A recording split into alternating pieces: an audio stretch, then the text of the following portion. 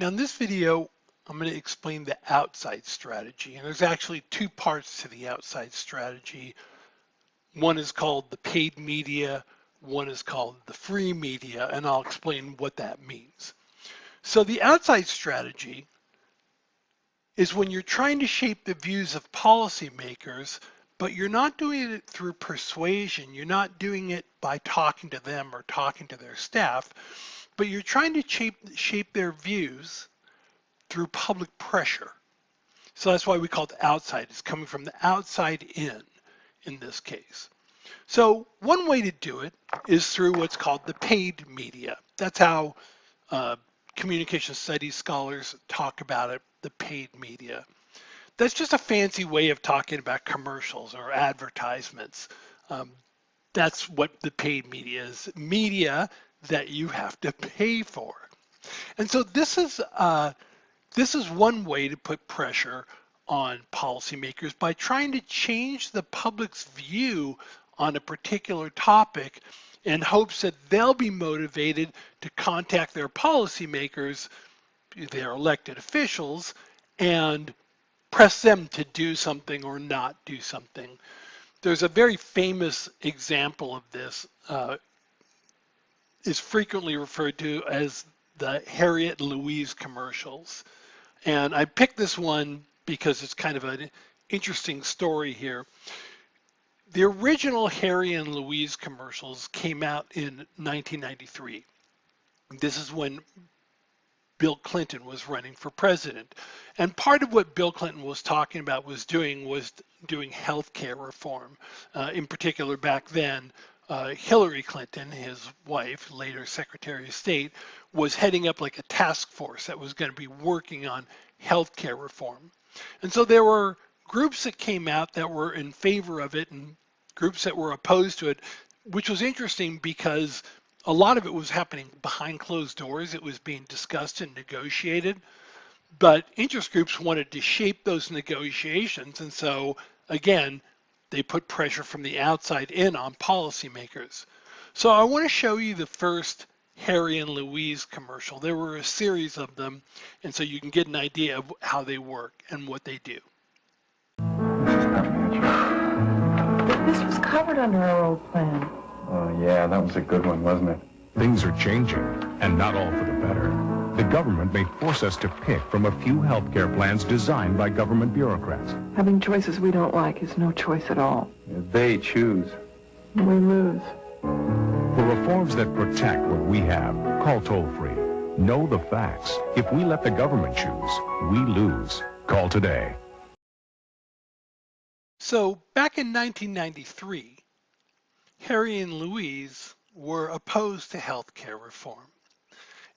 And there was a lot of discussion among people who study this kind of thing, who argued that the Harry and Louise commercials were really influential, and that's what caused people to oppose healthcare reform.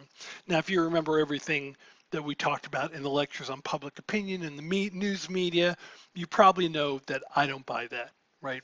People who are opposed, well, maybe some people were influenced by it, people who are ambivalent, but people who had strong feelings on it one way or another. I don't think these commercials made any difference, but that's me, and you guys have already seen my perspective on things. So what was interesting is in 2008, Harry and Louise returned. They came back. And so I want to show you the 2008 version of Harry and Louise, and tell me if you notice anything different or the same about Harry and Louise in 1993 and Harry and Louise in 2000. Healthcare costs are up again. Small companies are being forced to cut their plans. Tell me about it. You know, Lisa's husband just found out he has cancer. But he's covered, right? No, he just joined a startup and he can't afford a plan. Too many people are falling through the cracks. Whoever the next president is, healthcare should be at the top of his agenda. Bring everyone to the table and make it happen.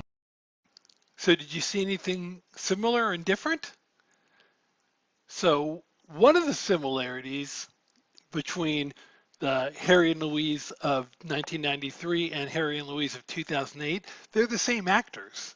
They're actually the same actors, and you can go back and look at the videos and you can compare. They're the same actors, just quite a bit older. Also, the music is the same, actually. At least it starts out the same.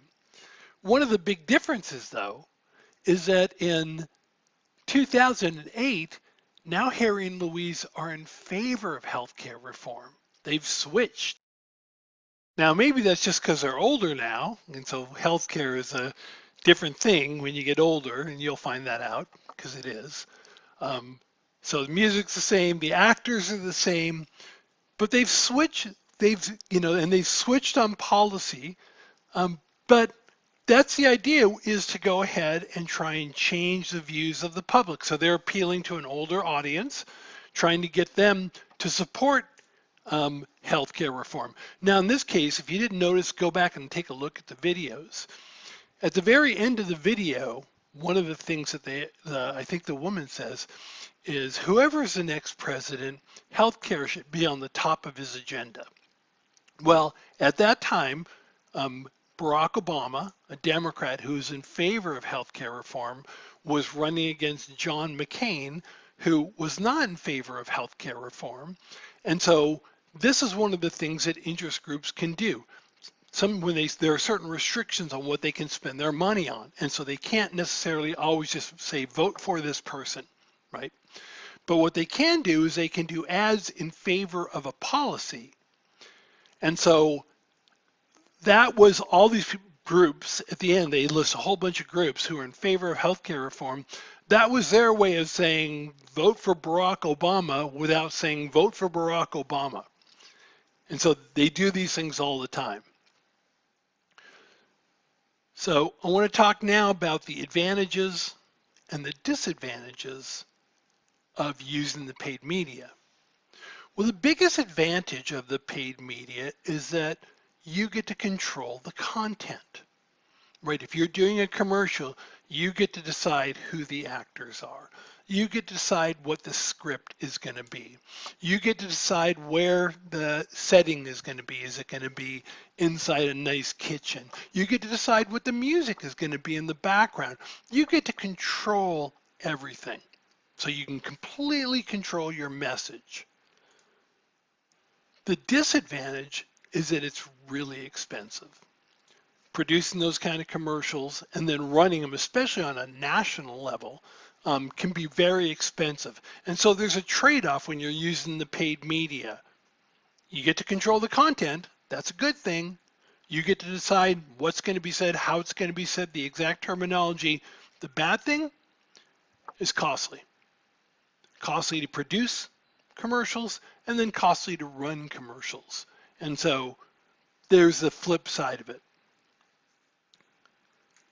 Next, I want to talk about, so again, this is some of the terminology that communication scholars use and then also political scientists use. But when we talk about the free media, what we're essentially talking about is news coverage, right? So instead of paying for a commercial, right, you hold a rally, or you have a march, or you have a campaign event of some sort. And what you hope is that the media will send people to record it, and then you don't have to pay for that. Maybe you have to pay for the balloons on the, on the stage, or you have to pay for the microphone, or, if you're putting stuff around where people can eat, you might have to pay for that. But aside from that, you don't have the big costs that come from the paid media. But here's the thing. The news media is always interested in, not always, is frequently interested in entertainment more than information. In other words, they're trying to get as many people to watch their program as possible. So they want to put together a news package that ideally is going to be really informative. But more than anything, they want to make sure it's not boring, right? They want to make sure that people are going to watch. And that's where the advantages and the disadvantages come in with the free media. The advantage of using the free media is the cost. It's way less expensive than paid media. Like I said, if you're going to hold a rally at a park, or you're going to hold some sort of campaign event in an auditorium, you may have to rent the auditorium, you may have to pay for a microphone system, something like that, right? But if you can get 4 or 5 or 6 news outlets to show up and cover the event, that's golden. That's great. So the advantage is it's way less costly than the paid media. The disadvantage, though, is that you no longer get to control the content. The media is going to decide what they want to show. And so perhaps you're going to give a great speech, really insightful, or a candidate's going to give a great speech that's very insightful and lays out their plan for what they'll do if they get elected. But if there's some freaky guy walking around with an AR-15 with tattoos on his face, they might decide that they want to interview that guy as well, right? If a fight breaks out, they might want to cover that instead of the candidate on the stage. And so you can no longer control the content of what the media is going to do. And that's the disadvantage. So the advantage for the paid media, right, is you control the content, but it's very expensive. The advantage with the free media is that it's way less costly, right? But the disadvantage is you don't get to control the content. The news is going to decide what the news is going to put on about your event or your rally. Now, the outside strategy, this includes both the paid media and free media. The outside strategy works best when the issues that you're talking about are broad and easy to understand, when it doesn't require a whole bunch of explanation if you're doing a commercial, or if it doesn't require a whole bunch of information if you're doing a rally about something that people can easily understand.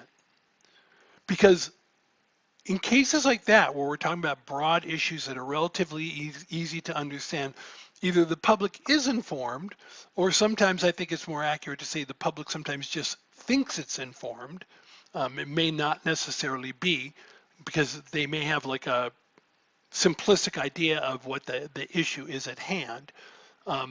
But in either way, when the issues are broader, when they're easier to understand, that's when the outside strategy works, whether you're using the paid media or the free media. In the next video, I'm going to talk about the differences between private interest groups and public interest groups. So returning to a theme that I spoke about earlier, but I want to be clear about what my goal is, and I'll explain that at the beginning of the next video.